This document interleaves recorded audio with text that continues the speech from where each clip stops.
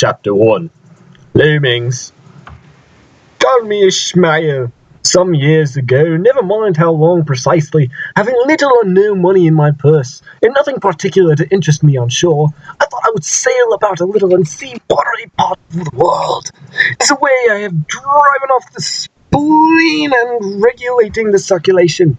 Whenever I find myself growing grim about the mouth, whenever it is a damp, drizzly November in my soul, whenever I find myself involuntarily pausing before coffin warehouses and bringing up the rear every funeral I meet, and especially whenever my hippos get such an upper hand of me that it requires a strong moral principle to prevent me from deliberately stepping into the street and methodically knocking people's hats off, then I count it high time to get to the sea as soon as I can.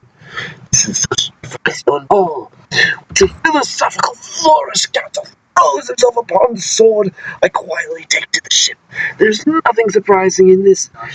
If they but knew, almost all men in their degrees, sometime or other, cherish very nearly the same feeling towards the ocean with me.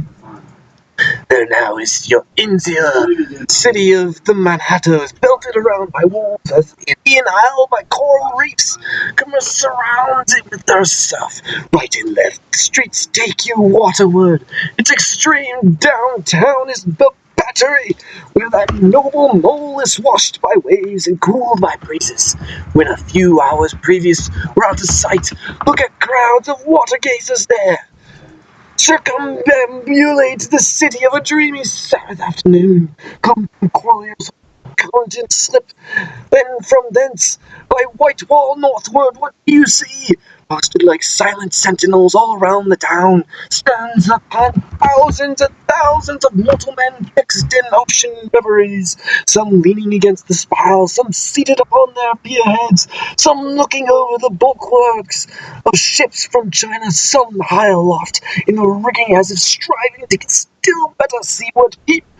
But these are all landsmen of weekdays pent up in lath and plaster, tied to counters, nailed to benches, clinched. How then is this? And the Greenfield pond, what do they hear? Well, look! Here come more crowds, facing straight for the water, and seemingly bound for a dive. Strange! Nothing will content them but the extremest limit of the land. Loitering under the shady lee of yonder warehouses will not suffice, no.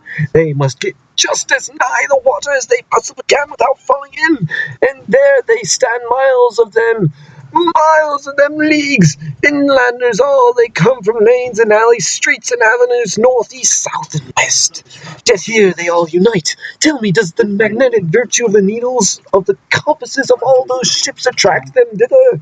Once more, say you are in the country in some high land of lakes. Take almost any path you please, and 10 to 1 it carries you down in a dale and leaves you there by a pool in the stream. There is magic in it. Let the most absent-minded of men be plunged in his deepest reveries. Stand that man on his legs, set his feet a-going, and he will infallibly lead you to water. If water there be in all that region. I fucked up. Should you ever be arthurist in the great American desert, try this experiment if your cavern happen to be supplied with a metaphysical professor. Just as everyone knows, meditation and water are wedded forever. But here's an artist. He desires to paint you dreamiest, shadiest, quietest, most enchanting, romantic landscape in all of the valley of Saco. What is the chief element he employs? There stands his tree, each with a hollow trunk as if a hermit and crucifix were within, and here sleeps this meadow, and there sleep his cattle, and up from yonder cottage goes a sleepy smoke. Deep into distant woodlands winds a mazy way, reaching to overlapping spurs of mountains bathed in their hillside blue. But through the picture lies thus tranced, and though this pine tree shakes down its sighs like leaves upon the shepherd's head, yet all were in vain unless the shepherd's eye were fixed upon the magic stream before him. Go visit the prairies in June when the scores of miles you wade knee-deep among the tiger lilies. What is that one charm wanting? water. There's not a drop of water there. We're Niagara, but a cataract of sand. Would you travel your 1,000 miles to see it? Why did the poor poet of Tennessee, upon suddenly receiving 2 handfuls of silver, deliberate whether to buy him a coat, which he sadly needed, or invest his money in a pedestrian trip to a Rockaway beach?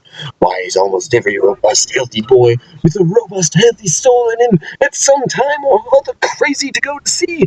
Why, upon your first voyage as a passenger, did you yourself feel a mystical vibration when first told that you and your ship were now out of sight of land? Why did the old versions hold the sea holy? Why did the Greeks give it a separate deity and own brother of Jove? Surely all this is not without meaning, and still deeper the meaning of that story of the Narcissus, who, because he could not grasp the tormenting mild image he saw in the fountain, plunged into it and was drowned.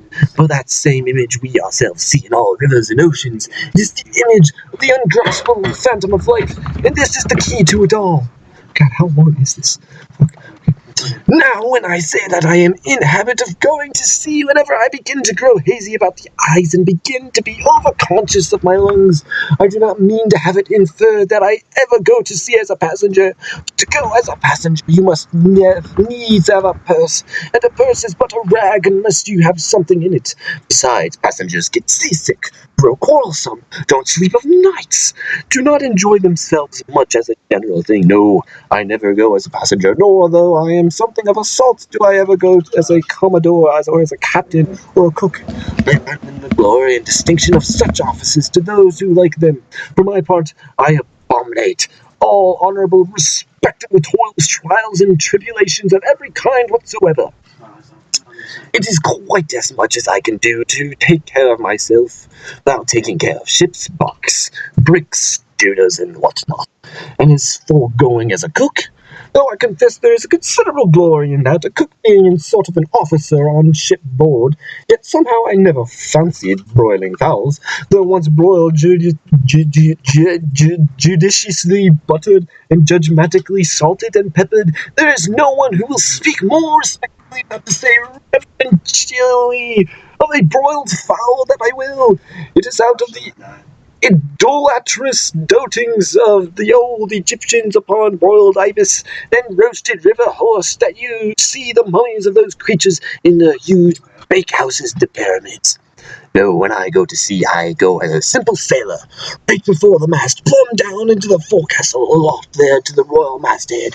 True, they rather order me about some, and make me jump from spar to spar like a grasshopper in a May meadow, and at first this sort of thing is unpleasant enough. It touches one's sense of honor, particularly if you come of an old established family in land, the Van Rensselaers, or Randolphs, or Canutes. And more than all, it just breathes to it as a country schoolmaster. Wait, what? Previous to putting your hand in tar pot, you have been lording it as a country schoolmaster, making the tallest boys stand in awe of you. The transition is a keen one, I assure you, from a schoolmaster to a sailor, and requires a strong decoration of Seneca and the Stoics to enable you to grin and bear it. Even his wears off in time. What of it, if some old hunks of a sea captain orders me to get a broom and sweep down the decks? What does the indignity amount to, Wade? I mean, in the scales of the New Testament. Do you think the Archangel Gabriel thinks anything the less of me? Because I promptly, oh, Jesus fuck, and respectfully obey that old hunks in that particular instance, who ain't a slave, tell me that. Well then, however the old sea captains may order me about, however they may thump and punch me about, I have the satisfaction of knowing that all is all right, that everybody else in one way or the other served in much the same way, either in a physical or metaphysical point of view, that is, and so universal thump is passed round, and all hands should rub each other's shoulder blades and be content.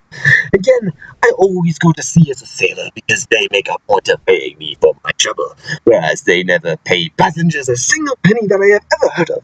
On the contrary, passengers themselves must pay, and there's all the difference in the world between being paid and being paid.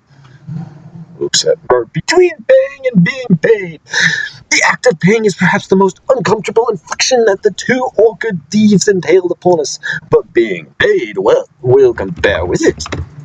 The urban activity with a man receives money is really marvelous, considering that we so earnestly believe money to be the root of all earthly ills, and that on no account can a moneyed man ever enter heaven. Ah, how cheerfully we consign ourselves to perdition.